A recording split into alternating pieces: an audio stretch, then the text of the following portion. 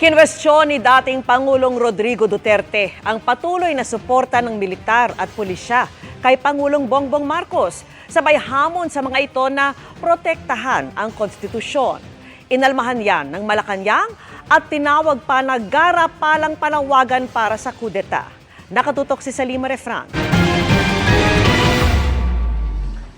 Kayo bang mga military pati police, would you still continue to support a drug addict? Alam ninyo kung pero tanungin mo lang yung Presidential Security Command. Puro military man yan. You did not go far. Yung mga tao ninyo sa military. Hanggang kailan kayo magsuporta ng drug addict na presidente?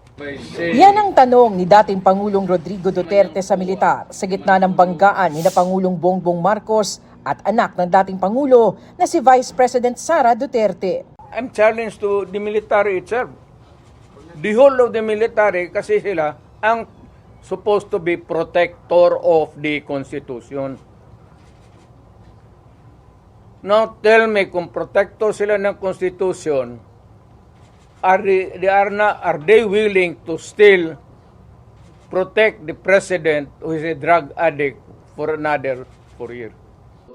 Ayon sa dating Pangulo, may mali sa pamumuno sa bansa na tanging ang militar lang daw ang makakapagtuwid. There is a fractured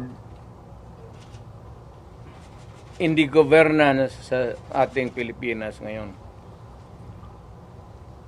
Walang makakorek niyan. Nobody can correct Marcos. Nobody can correct Romualdez. It is only the military who can correct it. Hindi na sila magkudita na magpunta yung tangki digira na. Sabihin lang nila na ayaw na namin yung laro ninyo. Out kami dyan. Kasi kung walang military, yung laro nila, wala na. Ang mga pahayag ng dating Pangulo, inalmahan ng Malacanang. Si Executive Secretary Lucas Bersamin, tinawag yan na garapalang panawagan para maglunsad ng kudeta ang sandatahang lakas laban kay Pangulong Marcos. Wala na raw mas makasarili pang motibo sa panghihikayat na patalsikin sa pwesto ang presidente para lang makapamuno ang sariling anak. Sabi ni Bersamin, kikilos daw ang Estado laban sa lahat ng pagtatangka at hamon na labag sa batas. Hindi raw katanggap-tanggap ang marahas na pangaagaw sa kapangyarihan upang madali ang maluklok bilang Pangulo sa pamamagitan ng pamamaslang, panggugulo at pag-aalsa. Sinisikap ng GMA Integrated News na makuha ang panig ni House Speaker Martin Romualdez. Pero sabi ng mga kaalyado nito, inciting to sedition because they're calling on the AFP to, take up arms against the government. This is another diversionary tactics, para pagtakpan ng totoong issue na kinakaharap ng ating Vice Presidente.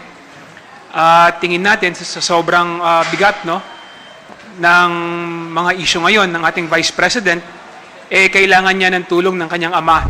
Sabi naman ng Justice Department, the military has no role whatsoever. For him to invite the military to have a part in seeking remedy is bordering on sedition and is legally actionable. Yung pong mga pananalita ng dating Pangulong Duterte ay iimbestigahan din natin kasabay ng ibang mga nangyayari ngayong mga panahon. Nananawagan naman ang Armed Forces of the Philippines sa mga politiko na huwag nang idamay ang sandatahang lakas sa kanilang mga pahayag. Mananatili raw ang AFP na tapat sa konstitusyon at sa mga halal na opisyal ng gobyerno. Our Armed Forces is united and professional.